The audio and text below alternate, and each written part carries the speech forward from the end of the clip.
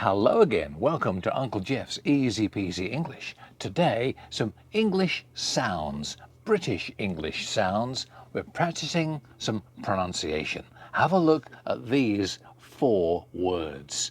Which word has a different sound to the other 3? So 3 of them sound the same. 1 of them is different. Which one is it? The first, the second, the third, or the fourth? 4 words, which of those 4 words is different?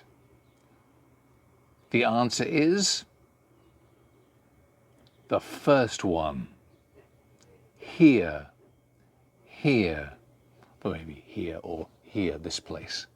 Here. The other 3 are fair, rare, and bear. So there are 2 different vowel sounds, 2 diphthongs, 2 vowel sounds that go together. Ear for here. And the other one is air for fair, rare, and bear. Ear, air. The first word is the different one. Here.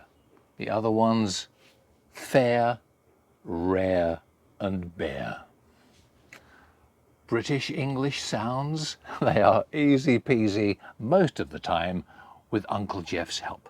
Thank you for watching. We'll see you next time on Uncle Geoff's Easy Peasy English. Bye-bye for now.